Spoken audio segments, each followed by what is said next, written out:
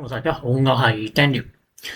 上一次咧，我哋就拍過一條片啦，就係關於咧一個 VLOOKUP 點樣去使用啦，一個最基本嘅用法。我哋知道咧 VLOOKUP 咧係一個搜尋類型嘅函數。咁但係咧，如果咧我哋輸入一個錯誤嘅值嘅話咧，咁就揾唔到咧相關嘅資訊出嚟噶啦嘛。所以咧，我哋咧往往我哋建立 VLOOKUP 嘅時候咧，好多時都會配合埋一個叫做資料驗證嘅功能，去限制住咧一個用家咧輸入搜尋值嘅內容嘅。好似咧而家熒光幕嘅例子咁樣啦，我咧係希望用戶咧係輸入一個員工編號，去揾翻佢相關嘅資訊。我哋員工編號咧就得10個嘅啫，就係由 A6 去到 A15嘅位置。我限制住一個用家，佢只可以選擇呢10個嘅員工編號。咁我可以點樣去做咧？咁咧我哋咧可以咧先揀翻咧 boy 1嘅儲存格先。好，我先俾個結果你睇下。我哋一陣間就做一個清單嘅功能。咁可以有10個嘅員工編號俾人揀。好，咁而家呢一刻咧，我哋咧就可以去翻一個叫做資料嘅位置啦。我哋揾翻資料驗證。好，咁我哋撳入去，我哋可以喺資料驗證嘅準則儲存格內允許。咁佢咧應該係任意值嚟嘅。我哋咧就揀清單。好啦，我哋喺來源嗰度咧，我就拆晒啲嘢佢先。來源呢度，咁我咧就可以揀翻啦。A6 去到 A15，你直接用個滑鼠咧喺個工作表上邊咧 highlight 翻個範圍就可以噶啦。咁樣咧，你就會見到啦，來源呢度咧就會多咗啦，等於啦 A6 就至到 A15，咁佢咧就鎖咗嘅，絕對參照。好，咁你就確定啦。確定完之後咧，咁呢個清單係建立完噶啦。咁咧以後咧 boy 1呢個儲存格，我只可以輸入呢10個員工嘅編號。OK， 咁樣做有冇啲咩唔好處咧？咁樣，如果咧大家咧心水清嘅話咧，你要記得我哋咧嘅來源咧係 A6 至 A15，呢個範圍咧係 set 死咗嘅，緊咗嘅。咁變相冇乜彈性啊？咩叫冇彈性啊？如果我而家加多個叫做 ABC 1011嘅員工喺度嘅話，咁我喺波1呢個格仔咧，你揀唔到 ABC 1011呢個員工，我限死咗個範圍啊嘛 ，A6 到 A15啊嘛。咁變相咧，如果冇乜彈性嘅話，咁咪好麻煩。每一次有員工嘅話咧，我都要開翻個工作表，然之後咧就去翻個資料驗證工具，就改翻來源嘅範圍。所以咧，我哋咧有第二個方法，會聰明少少，但係咧就深少少嘅。好，我而家咧將呢個資料驗證準則咧清除咗佢先。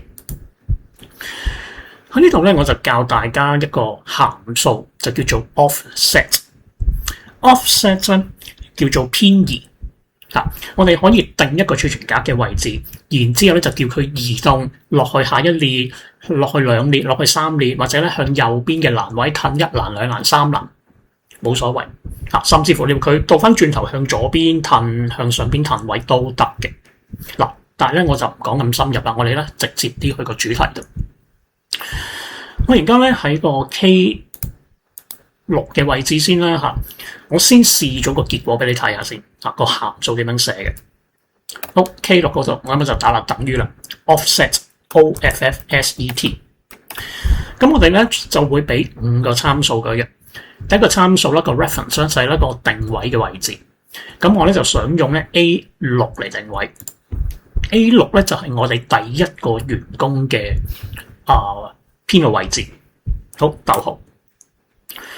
如果咧我向下行一格，第二個參數叫向下 ，OK， 或者向上下嘅意思。向下行一格，咁就會入個1字咯。逗號。如果我係向右行2格嘅話，咁我就逗號2嘅咯。我先俾個結果你睇下先。咩叫 A6 逗號1逗號2咧？佢出咗 Wallens。A6 落1格，向右行2格，就變咗係 C7 嘅格仔，就出咗 Wallens 呢個字。好，我再嚟嗰度。offset 開個腦 A6，我可唔可以唔做任何嘅位移嘅動作嘅咧？可以㗎，零啊，逗號零就係話我唔向上下喐，再逗號零就係我唔向左右喐。好啦，仲有兩個參數㗎嘛，最後尾嗰兩個參數咧，分別就叫做 height 同 width 啦，就係講緊咧我 return 嗰個嘅範圍嘅高度同埋個闊度。好啦，我呢度10個員工，我點知道咧？我有冇加多一個員工啊？加多2個員工啊？我點知啊？呢度咧，你就可以用另一個函數啦。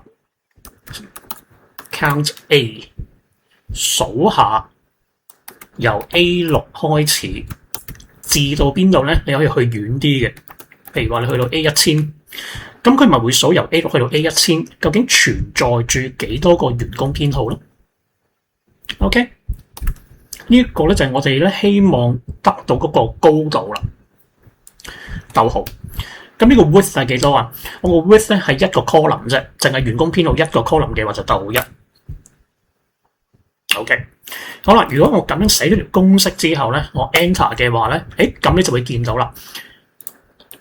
呢度咧會列翻晒咧10個員工編號俾我。咁如果我而家係新增多一個 ABC 1011咁樣嘅話咧，咁你會見到啦，K column 呢度咧就會多咗 ABC 1011，因為咧佢會由 A6 開始，每一次數到 A1000。就睇下你有幾多個員工編號，你有10個員工編號，我就俾翻10個嘅結果你；你有20個嘅，咁我就俾翻20個結果你。呢個咧就係個 offset 咧個用途喺度。好啦，咁即係話啦，我只要將 K6 呢條公式剪下佢啦。好，我揀翻 boy 1儲存格，資料驗證清單。我喺個來源度輸入翻啱啱呢個 offset 嘅公式，確定。咁呢個咧就會變咗一個咧動態少少或者叫聰明少少嘅一個清單。你會見到咧 ABC 1011。如果我而家將呢個 ABC 1011取消翻佢 ，OK， 翻去 boy 1度，你會見到咧 ABC 1011冇咗啦。咁呢個咧就係咧聰明少少嘅資料驗證嘅方法。咁你咧下次咧就講下呢一個聰明少少嘅 VLOOKUP 咧可以點樣寫咯。